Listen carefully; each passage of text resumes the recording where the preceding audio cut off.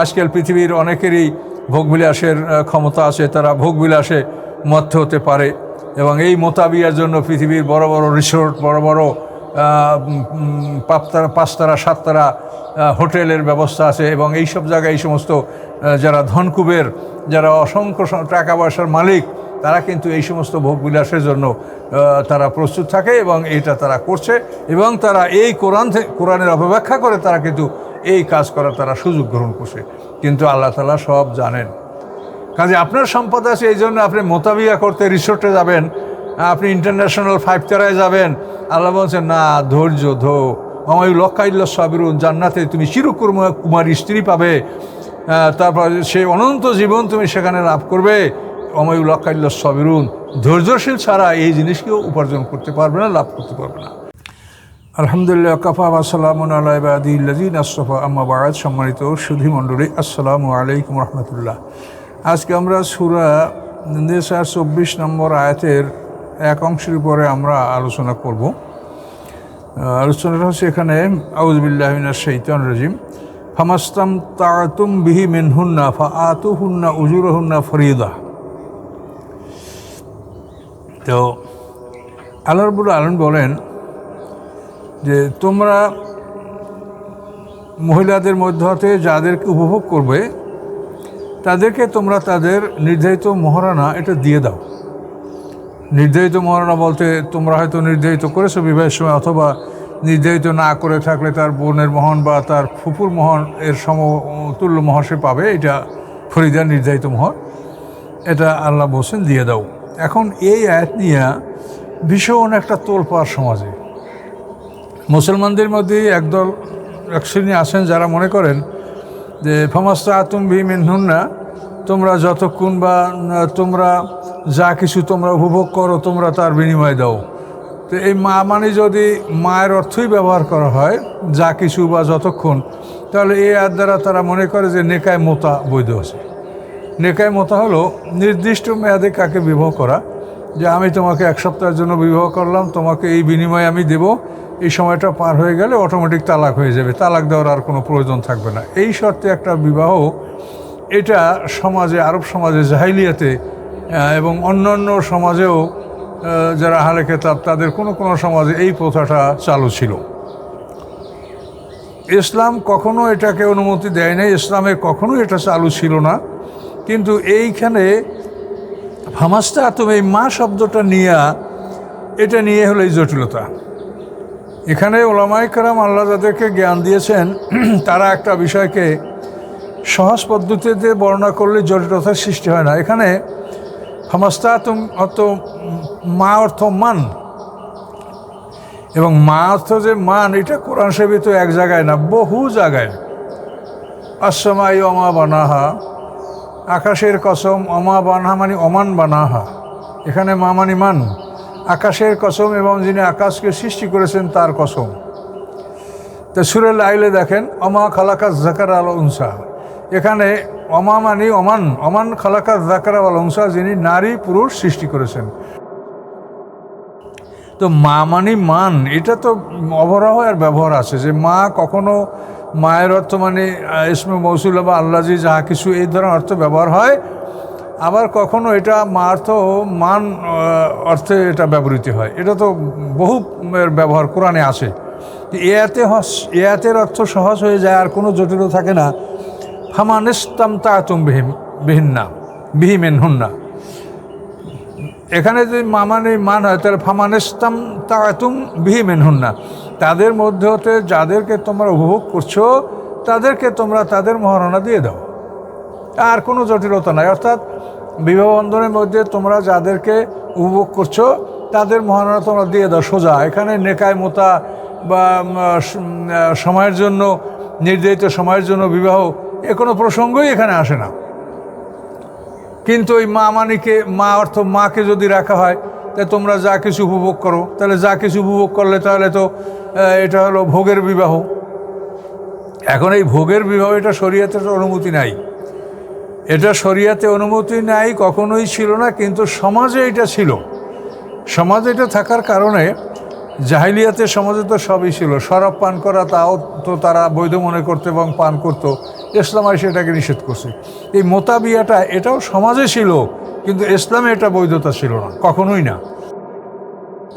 অতবার আল্লাহ রসুল খায়বারের যুদ্ধের সময় এই একটা ঘোষণা তিনি দিলেন। সেই ঘোষণায় তিনি বললেন যে গৃহপালিত গাধা, ঘোড়া এবং মোতাবিয়া এই তিনটা জিনিসকে আল্লাহ তাআলা হারাম ঘোষণা করেছেন।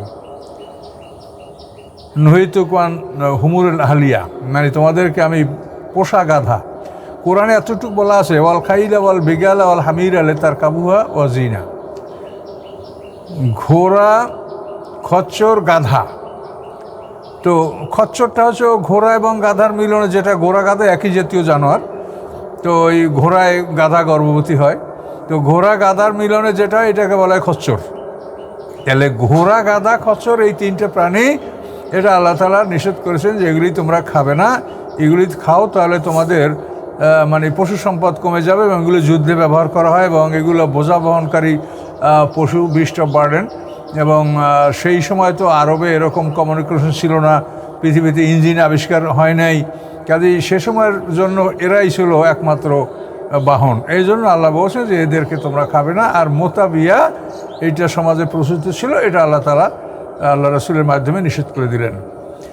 তো এটা খুব সহজ কথা, কিন্তু এখানে মায়ের অর্থ যদি মাই রাখা হয় তাহলে এই প্রসঙ্গটা আসে। আর সুযোগবাদীরা তো এটা করতেই যাবে, সুযোগবাদীরা তো সুযোগ খুঁজতে থাকবে, তারা তো আর সঠিক কথার দিকে যাবে না। আর আল্লাহ তাআলা এই সুযোগ তো এইভাবে দিয়েই রেখেছেন যে আসলে আমার কোরআন দ্বারা কে সঠিক পথে চলে, আবার কে এর থেকে সুযোগ বের করে, এটা তো আল্লাহ দেখবেন। এটা তো মানে আমরা জানি না, আল্লাহ তো আলিমুল গায়েব, যে কার অন্তরে কী আছে, কে কোন জায়গা থেকে কোন অর্থ করে কী সুবিধা বের করছে, এটা আল্লাহ জানেন। তো এখানে এই কথাটাকে মানে রদ করার জন্য কোনো আলেমদের, মানে কতক আলেমরা এভাবেও বলে থাকেন যে এই আয়াতে নেকায় মোতা এই আয়াত দ্বারা বৈধ প্রমাণিত হয়, এটাকে হাদিস দ্বারা এই আয়াতটাকে রহিত করা হয়েছে। নাউজুবিল্লাহ। হাদিস দ্বারা কোরআন রহিত হতে পারে এরকম একটা মত কিন্তু আলেমদের মধ্যে আছে, মুহাদ্দিসিনদের মধ্যে এরকম একটা মত আছে যে হাদিস যদি মোতাওয়াতের হয় তাহলে তার দ্বারা কোরআন রহিত করা যেতে পারে। তো এটা আপনি এই ধরনের কথাটা কিভাবে আসছে উলামাদের মধ্যে, এজন্য আমি খুব দুঃখিত। আমি সিনিয়রদের ব্যাপারে কোনো কথা বলতে আমি আসলেই মনের মধ্যে দুর্বলতা অনুভব করি যে আসলে তারা আমাদের সাথে বড় ছিলেন, অনেক জ্ঞানী এবং আমাদের মুরব্বিও, এবং বড়দেরকে সম্মান করার জন্য আল্লাহ রাসূলও নির্দেশ দিয়েছেন যে বড়দেরকে সম্মান করবে। তা আমরা সম্মান করছি এবং করব, তারপরেও যে কথাগুলি না বললে হয় না সেটা আমরা বলতেও বাধ্য হচ্ছি। যে হাদিস দ্বারা কোরআন মানসুখ হতে পারে এরকম দু একটা কথা আছে, যেমন লা ওসিয়াতে লে ওয়ারিসেন। অনেক ওলামায়ে কেরাম মনে করেন, মুহাদ্দিসরা মনে করেন যে এই আয়াত দ্বারা কোরআন মানসুখ হয়েছে। মানে বিদায় হজের দিন আল্লাহ রসুল লা ওসিয়াতে লে ওয়ারিসেন বলছেন, আল্লাহ রসুল বলেছেন যে যার যা পাওনা এটা আল্লাহ ঘোষণা করে দিয়েছেন, কাজেই আর পাওনার ব্যাপারে আর তোমাদের নূতন কিছু করতে হবে না। আল্লাহ তাআলা ওসিয়াতের দায়িত্ব প্রথম তো মানুষেরও দিয়েছিলেন যে তোমরা সম্পদ রেখে গেলে তার জন্য কাকে কি দিবা, কে কি পাবে, তোমরা ওসিয়াত করো। কিন্তু মানুষ এটা করতে ব্যর্থ হচ্ছে। মানুষ সঠিকভাবে আইনকানুন বোঝে না, মৃত্যুর সময় সঠিকভাবে লোকজন উপস্থিত থাকে না, মৃত্যুর সময় সবাই হুঁশ জ্ঞান সঠিক থাকে না, আবার যারা উপস্থিত থাকে তাদের মধ্যে সততা আছে কিনা, তারা ভালো লোক কিনা, ওসিয়াতটা ঠিকমতো তারা ওয়ারিসদেরকে শোনাবে কিনা, এই নানান জটিলতার কারণে আল্লাহ তাআলা ওসিয়াতের দায়িত্বটা নিজে নিয়ে, যেহেতু আগে বলছিল মানুষকে, সেইখানে আল্লাহ তাআলা ইউসিকুমুল্লাহ ওই শব্দটা নিজে আল্লাহ নিলেন যে আমি ওসিয়াত করছি, তোমাদের মধ্যে আল্লাহ ওসিয়াত করছেন। তো আল্লাহ যখন ওসিয়াত করছেন, আল্লাহর ওসিয়াতটা ফরজ। তো এভাবে আল্লাহ তাআলা সম্পত্তি বন্টন করে দিয়েছেন। তো আল্লাহ রসুল বলেন যে যার যা পাওনা এটা আল্লাহ তাআলা কোরআনে বলে দিয়েছেন, কাজী অতএব যারা ওয়ারিস তাদের কি পাওনা তো আল্লাহই বলে দিয়েছেন, কাজী লা ওসিয়াতে লে ওয়ারিসেন, ওয়ারিসদের জন্য কোনো ওসিয়াত থাকবে না, এটা আল্লাহ রসুল বিদায় হজে বলেছেন। কিন্তু এই কথাটাকে, এই হাদিসটাকে অনেকে মনে করেন যে এই হাদিসটা দ্বারা কোরআন মানসুখ হয়েছে, মানে কোরআনে ওয়ারিসদের জন্য ওসিয়াত বৈধ ছিল, এই আয়াত দ্বারা ওসিয়াতকে মানসুখ করা হয়েছে। কিন্তু এখানে প্রশ্ন হলো যে আল্লাহ তাআলা কোথায় বলছেন যে ওয়ারিসদেরকে ওসিয়াত করা যাবে আর এইটা হাদিস দ্বারা মনসুখ হবে, এইটা আগে প্রমাণ করেন।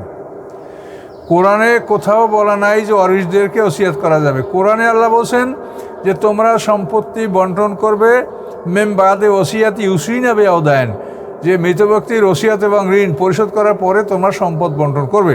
এইটা প্রতিটি ক্ষেত্রেই আল্লাহ বলছেন। যখনই যার অংশে উল্লেখ করেছেন অমুকে এইভাবে মুখে এইভাবে কীভাবে পাবে, মেম বাদে মা ওসিয়াতে ইউসিবে অদায়ন, যে সে যে ওসিয়াত করেছে এবং তার যে ঋণ আছে। তো এখানে কোরআন যেহেতু এটা গদ্য নয়, এই জন্য কোরআনের কথা আগে পরে হয়। এখানে কোরআনে আছে মেম বাদে ওসিয়াতি ইউসিনা বে অদায়ন, ওসিয়াতের কথা আগে বলা আছে, দেনার কথাটা পরে আছে। কিন্তু সাহাবায়ে কেরামরা বলেন যে আল্লাহ রসুল সবসময় ঋণ পরিশোধ করছেন আগে, ওসিয়াত পরিশোধ করছেন পরে। তাহলে এখানে যে কোরআনে যে আগে পরে হতে পারে এটা পদ্য, এটা একবার পুরো পদ্য বলবেন না, গদ্য বলবেন না, এর মাঝামাঝি একটা ছন্দ। এখানে কিন্তু এরকম আগে পরে আসে, যার জন্য আয়াতে বলা আছে ওসিয়াতের কথা আগে, ঋণের কথা পরে। কিন্তু আল্লাহ রসুল কার্যক্ষেত্রে তিনি ঋণ পরিশোধ করছেন আগে এবং ওসিয়াত কার্যকরী করেছেন পরে। তো এখন এখানে ওসিয়াত এবং ঋণ পরিশোধের পরে সম্পদ বন্টন করতে বলা হয়েছে, কিন্তু ওয়ারিসদেরকে সম্পদ দিতে কোথায় বলা হলো? আপনি এটা চাইতে পারেন ব্যাখ্যা যে ওসিয়াত এবং ঋণ এটার পরে সম্পদ বন্টন করা হবে। এখন সে ওসিয়াতটা কি, এইটার আপনি ব্যাখ্যা চেতে পারেন। এই ব্যাখ্যায় আল্লাহ রসুল বলেছেন যে ওসিয়াতটা ওয়ারিসদেরকে করা হবে না এবং ওসিয়াতটা 3 লাখের বেশি মাল ওসিয়াতের মধ্যে আনা যাবে না, এটা আল্লাহ রসুল ব্যাখ্যা দিয়েছেন। এখন এই জন্য কি এটা নাসেক মানসুখ হবে বলেন? কাজে আমরা ওলামায়ে কেরাম তো আল্লাহই ভালো জানেন, আমরা যদি জটিলতা সৃষ্টি করি তারা সমাজে এ নিয়ে জটিলতা সৃষ্টি হবে, এ নিয়ে সুযোগবাদীরা সুযোগ গ্রহণ করার চেষ্টা করবে। তার কারণ কোরআনকে বিকৃত করতে পারবে না, কিন্তু কোরআনের ভুল অর্থ করা বা কোরআন দ্বারা নিজেদের স্বার্থানুযায়ী মানে যেটাকে বলা হয় ইলহাদ, ইন্নাল্লাযীনা ইউলহিদুনা ফি আয়াতিনা লা ইউখফাউনা আলাইনা। আল্লাহ বলেন আমার আয়াতের ব্যাপারে যারা বাঁকা অর্থ করে, যেটা যখন আল্লাহ কোরআনে বলছেন ইন্নাল্লাযীনা ইউলহিদুনা ফি আয়াতিনা লা ইউখফাউনা আলাইনা আফামান ইউলকা ফিন নারি খায়রুন আম্মা ইয়াতি আমানা ইয়াউমাল কিয়ামা। আল্লাহ বলেন পরকালে আগুনে নিক্ষিপ্ত হওয়া কি ভালো, না নিরাপদে আল্লাহর কাছে ফিরে আসা ভালো? তাহলে এখন কোরআনের যে বাঁকা অর্থ আছে বা বাঁকা অর্থ সমাজের লোকেরা করে, এটা তো আল্লাহ বলে দিয়েছেন। তাহলে আমাদেরকে সতর্ক থাকতে হবে যে কোরআনের কেউ বাঁকা অর্থ করে কিনা। তো এখন এই ক্ষেত্রে যদি বলা হয় যে আল্লাহর রসুল হাদিস দ্বারা কোরআন মানসুখ করেছেন, নাউজুবিল্লাহ, এটা ভয়ঙ্কর কথা। বিষয়টা হলো এই, আল্লাহ বলেছেন লা তুহাররিক বি লিসানিকা তাআজালা বি ইন্না আলাইনা জামাহু ওয়া কুরআনা। এখানে আল্লাহ তার রাসূলকে বলেন যে আপনি দ্রুত জিহ্বা সঞ্চালন করবেন না, যে আপনি দ্রুত কোরআন অর্জন করবেন। দ্রুত কোরআন অর্জন করার জন্য আপনি আপনার জিহ্বা সঞ্চালন করবেন না। এর অর্থ হলো যে জিবরিল আমিন যখন আল্লাহ রসুলকে কোরআন শিখাতেন, তখন আল্লাহ রসুল জিবরিল আমিন পড়ার সাথে সাথে পড়তে শুরু করে দিতেন, যাতে তিনি ভুলে না যান, যাতে সঠিকভাবে তিনি কোরআন আয়ত্ত করতে পারেন। কিন্তু আল্লাহ বলছেন যে না, ওভাবে হবে না, আপনি আগে শুনবেন। জিবরিল আমিন পাঠ করবে, পুরো শুনবেন এবং বোঝার চেষ্টা করবেন। শোনার পরে আল্লাহ বললেন যে আপনি দ্রুত কোরআন পড়ার চেষ্টা না করে আপনি শুনবেন। লা তুহাররিক বি লিসানিকা তাআজালা বি, দ্রুত কোরআন অর্জনের জন্য আপনি জিহ্বা সঞ্চালন করবেন না। ইন্না আলাইনা জামাহু কোরআন, আল্লাহ বলছেন আমার দায়িত্ব হলো এই কোরআন একত্রিত করে দেওয়া। আপনার সিনায় আমি এই কোরআন এনগ্রেভ করে দেব, পাথর খোদার মধ্যে বসিয়ে দেব এবং আপনাকে পড়িয়ে দেব। পড়া ভুলে গেলে আপনাকে আমি পড়া শিখিয়ে দেব। এরপরে আবার সুম্মা ইন্না আলাইনা বায়ানা, এরপরে আমার কর্তব্য হচ্ছে এই কোরআনকে বয়ান করে দেওয়া। অর্থাৎ কোরআনের কোনো জায়গা যদি অস্পষ্ট থাকে, ইমপ্লিসিট থাকে, সেটাকে এক্সপ্লিসিট করে দেওয়া, সেটার ইন্টারপ্রিটেশন, সেটার একটা সঠিক ব্যাখ্যা আল্লাহ বলছে এটা আমি দিয়ে দেব। তো এখন এই যে কোরআনের যে ইন্টারপ্রিটেশন বা তার যে একটা সঠিক ব্যাখ্যা, এটা দেওয়ার জন্য তো আল্লাহ প্রতিশ্রুতি দিয়েছে যে আমি ব্যাখ্যাটা দিব। এখন এই আল্লাহ যে ব্যাখ্যাটা দিবে সেটা কি আমার কাছে, না আমার অন্য কারো কাছে, না কোনো মুহাদ্দিসের কাছে? কার কাছে দিবে? রাসূলের কাছে দিবে ব্যাখ্যাটা। তো আল্লাহ যখন প্রতিশ্রুতি দিলেন যে আমি এই কোরআনের ব্যাখ্যা আপনাকে দিব, সেই ব্যাখ্যা হিসেবেই তো আল্লাহ রসুল বলেছেন লা ওসিয়াত লে ওয়ারিসিন, যে ওয়ারিসকে ওসিয়াত করা হবে না এবং 3 ভাগের 1 ভাগের বেশি সম্পত্তি ওসিয়াত করা যাবে না। এটা হলো আল্লাহ তার রাসূলকে বয়ান শিখেছে, সেই বয়ান। এখন এই বয়ানটাকে আপনি নিয়ে আসবেন আল্লাহর মোকাবেলায় যে এই আয়াত দ্বারা মানে কোরআন মানসুখ হয়েছে। কত বড় জঘন্য কথা দেখেন তো। এটা কি করে হতে পারে? কোরআনও আল্লাহর কথা, হাদিসও আল্লাহর কথা। এটা হয়ে মাতলু, এটা হয়ে গায়ের মাতলু। কোরআন হচ্ছে প্রকৃত মানে মূল কথা, এটার ব্যাখ্যা হচ্ছে হাদিস। তো এখন কোরআন দ্বারা হাদিস দ্বারা কোরআন মানসুখ হবে, এই কথাটা মাথার মধ্যে ঢুকানো কত অপরাধ সেটা বলেন। আল্লাহ নিজে যখন বলছে সুম্মাইন্না আলাইনা বাইয়ানা, এটা আল্লাহর কথা না নাকি? যে আমি পরে এটার বয়ান করে দেব, অর্থাৎ যে জিনিসটা আপনার কাছে অস্পষ্ট স্পষ্ট করে দেব। এখন আল্লাহ কোরআনের প্রত্যেকটা আয়াতের শেষেই বলছেন মেম বাদে ওসিয়াতি উসিনে বেও দেন। এখন এই জিনিসটা কি, কতখানি ওসিয়াত করতে হবে, এইটা আল্লাহ রসুলের মাধ্যমে বর্ণনা করে দিচ্ছে যে অরিশকে ওসিয়াত করা যাবে না, 3/1 বেশি সম্পদ ওসিয়াতের মধ্যে নেওয়া যাবে না। এই দুটা কথা স্বাভাবিক, রাসূল এটার বয়ান করেছেন। এই বয়ানটাকে আপনি মানসুখের মধ্যে নেবেন যে হাদিস দ্বারা কোরআন মানসুখ হয়ে যাচ্ছে, কী রকম কথা বলেন? কাজে এই কথাগুলি সমাজে প্রচারিত হয়েছে এবং কোরআনের যারা বাঁকা অর্থ করার মতো একদল তো আছেই, যারা কোরআনকে তো তাহারিফ করতে পারবে না, এটাকে ইরেজিং টেম্পারিং করতে পারবে না, কিন্তু এটার বাঁকা অর্থ করা তো এটা তাদের হাতে আছে। এই বাঁকা অর্থকারীরা এর দ্বারা বাঁকা অর্থ করে সমাজে বিভ্রান্তি ছড়াচ্ছে এবং এইভাবে শয়তানের বড় দল সৃষ্টি করা হচ্ছে, যারা আসলেই হকের বাইরে শয়তানের অনুকরণ করছে। কিন্তু এটা সাধারণ মানুষের তো বোঝা খুবই জটিল ব্যাপার। তো এই জন্য হাদিসটাকে এমন একটা পর্যায়ে নিয়ে যাওয়া যেখানে আল্লাহ রসুল হাদিস লিখতে নিষেধ করেছেন, এটা 27টা হাদিস গ্রন্থে কথাটা উল্লেখ আছে যে লা তাকতুবান্নি গায়রাল কোরআন, কোরআন ছাড়া লিখবেন, এটা আল্লাহ রসুল নিষেধ করেছে। তারপরও বিশেষ প্রয়োজনে যারা লিখেছেন তারা ভালো করেছেন, লিখেছেন তো লিখেছেন, কিন্তু সেইটাকে এমন পর্যায়ে নিয়ে যাওয়া যেটা তারা কোরআন মানসুখ হয়ে যাবে।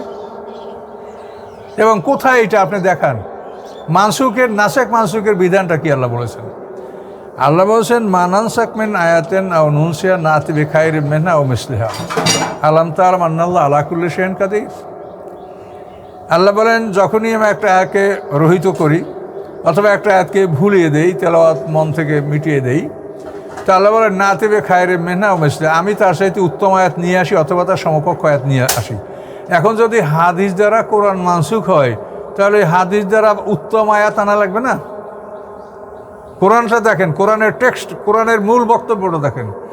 আল্লাহ বলেন আমি যদি একটা আয়াতকে রহিত করি অথবা ভুলে দিই তার পরিবর্তে না দেবে খায়রেম মিনহা আও মিসলিহা, আমি তার চাইতে ভালো আয়াত নিয়ে আসি অথবা তার সমকক্ষ আয়াত নিয়ে আসি।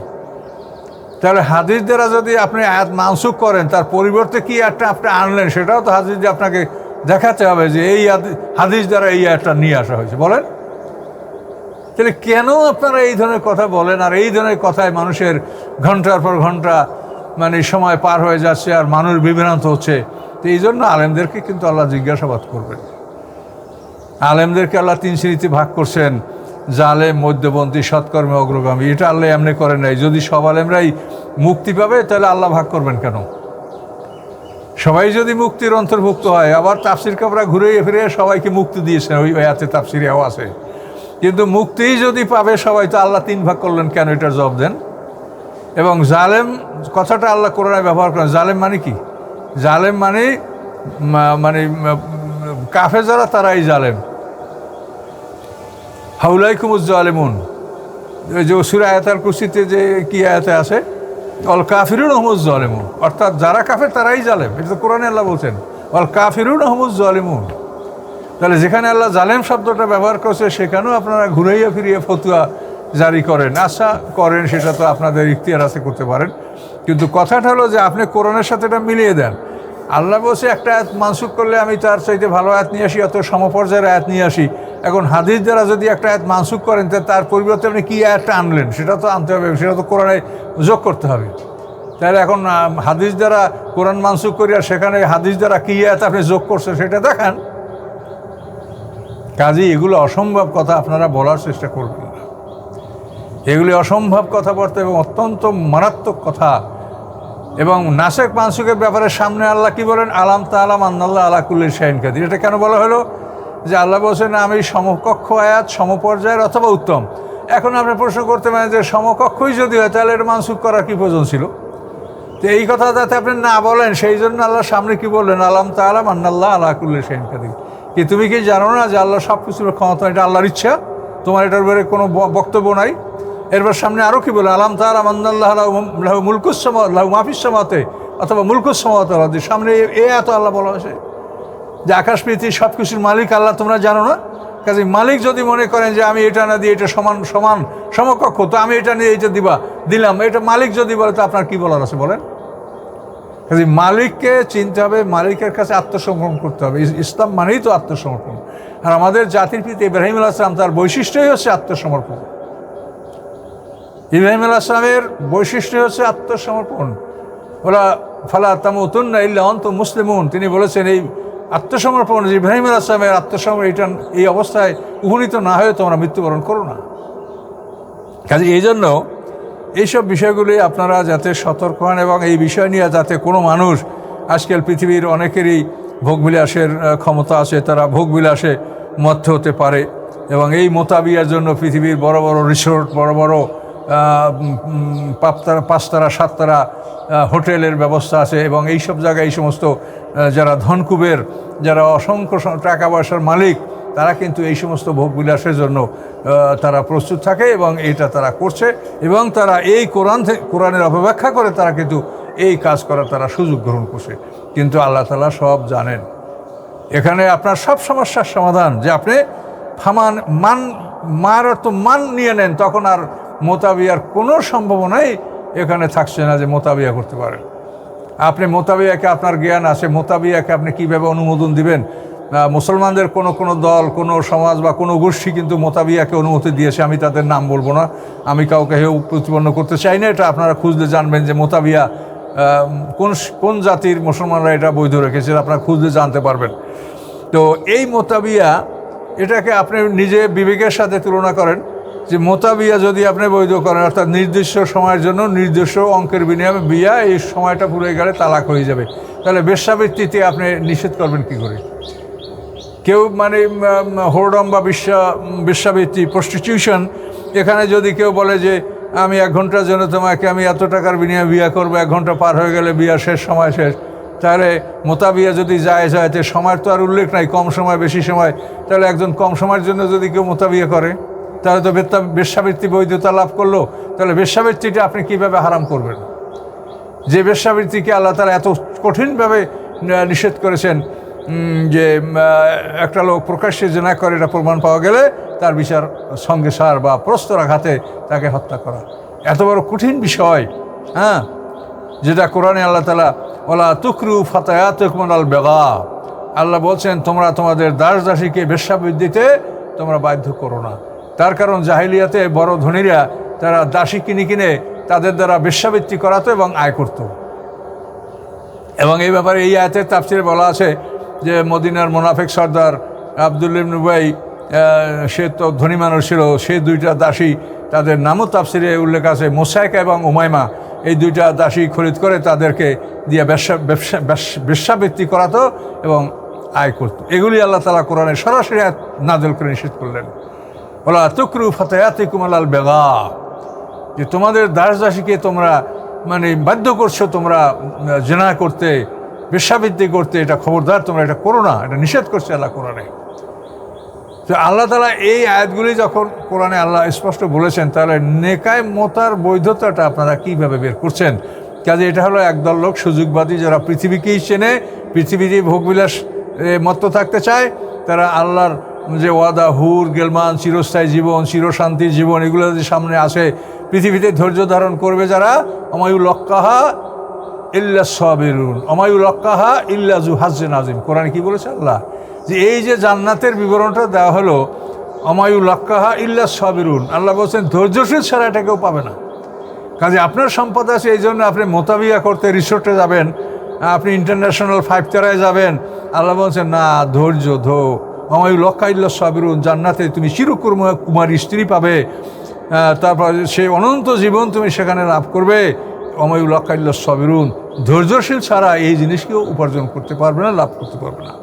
অমায়ুল্লাক্কাহা ইল্লা যু হাজ্জুন আযীম, এবং অত্যন্ত বড় ভাগ্যবান ছাড়া এগুলি মানুষ অর্জন করতে পারে না। অবশ্যই অমায়ুল্লাক্কাহা ইল্লা যু হাজ্জুন আযীম, এই কথাটা কিন্তু বলা হয়েছে যে ভালো ব্যবহার, যে খারাপ কাজের খারাপ ব্যবহারের পরিবর্তে ভালো ব্যবহার করো, এভাবে এর বিল্লাতি ইয়া আহসান, এই আয়াত সম্পর্কে কিন্তু আয়াতটা বলা হয়েছে। তো সবেরুন যেটা ওটা জান্নাতের ব্যাপারেই বলা হয়েছে। তো আমরা কোরআনের বিভিন্ন আয়াত থেকে যে বিষয়টা আমরা দেখতে পাচ্ছি, তো এটা কিন্তু খুবই মারাত্মক। কাজে কোনোভাবেই যেন কোনো আলেম ওলামা এটা চিন্তা না করেন যে হাদিস দ্বারা কোরআন রহিত করা যায়। তাহলে আপনি আল্লাহর একটা কীভাবে মিলাবেন? না তেবে খায়রে মেন্না ও মিসলা, এই যে কোরআন আয়াত, যে আমি মনসুখ করলে আমি তার সাথে উত্তম আয়াত নিয়ে আসি বা সমকক্ষ আয়াত নিয়ে আসি। কারণ হাদিস দ্বারা আপনি কোরআন মনসুখ করবেন, তা আপনি কী নিয়ে আসবেন? আপনি কি মনসুখ করে সে ভালো আয়াত নিয়ে আনতে পারবেন হাদিস দ্বারা? সেটা কোরআনের স্থান লাভ করবে? কাজে এই কথা আপনারা কিভাবে বলেন? কাজে এগুলি বলা ঠিক হবে না। কাজে আপনাদেরকে আমি কি বলবো, যে হাদিসের ব্যাপারে আমার একটাই কথা, যে কোরআনের সাথে যেগুলি মেলে সেগুলো গ্রহণ করেন, আর কোরআনের সাথে না মিললে হাদিসকে প্রতিষ্ঠা করতেই হবে যে কোনো মূল্যে। এই ধরনের মনোভাব নিয়ে কিন্তু এক শ্রেণীর আলেম ওলামা আছেন, যে হাদিসে এটা বলা হয়েছে, এটাকে সত্য প্রমাণ করতেই হবে, তাতে যা দরকার। এই চেষ্টা করলে কিন্তু চেষ্টাটা ঠিক হবে না। তার কারণ এই হাদিস এটা হলো মানে গভীর সমুদ্রের মধ্যে নামলে ডুবে যাবেন, কেনারা পাবেন না। কাজে এই জন্য আপনি কোরআনের মধ্যে সীমাবদ্ধ থাকেন এবং কোরআনের সাথে হাদিসগুলি মিলে সেগুলি গ্রহণ আপনি করেন, আমি করি। তার কারণ রাসূলের কথা ছাড়া আমরা কার কথা মানব? রাসূলের কথা মানা আমাদের জন্য ফরজ। আল্লাহ তো বলেই দিয়েছেন, মা তাকুমুর রাসূল ফা খুযুহু ওয়া মা নাহাকুম আনহু ফান্তাহু। তিনি যা তোমাদের কাছে নিয়ে আসেন, তিনি যা বলেন, তিনি যা করেন, এটা তোমরা ধরো, এটা গ্রহণ করো। তিনি যার থেকে বারণ করেন, নিষেধ করেন, তার থেকে তোমরা বিরত থাকো। কাজে রাসূলের কথা শোনা তো ফরজ, কিন্তু এই রাসূলের কথা আমরা যে নির্ণয় করতে পারছি না, এমনভাবে ভেজালের মধ্যে ঢুকানো হয়েছে, যার জন্য সত্য মিথ্যা আমরা নির্ণয় করতে পারছি না। অনেক কথাই বললাম, আশা করি আপনারা এই কথাগুলি চিন্তা ভাবনা গবেষণা এবং এগুলো বারবার শুনবেন, বারবার বুঝবেন কি বলেছি, কেন বলেছি, এগুলো বারবার আপনার কোরআনের সাথে মিলাইয়া দেখেন। আমার কথাগুলি কোরআনের সাথে মিলাইয়া দেখেন বারবার। তারপর যদি কোনোখানে আপনারা সন্দেহ বা ভুল পান, সেটা আমাকে বলেন যে হ্যাঁ এটা কোরআনের সাথে মিলছে না। এই বলি আমি আমার কথা শেষ করছি। আসসালামু আলাইকুম ওয়া রাহমাতুল্লাহি ওয়া বারাকাতুহু।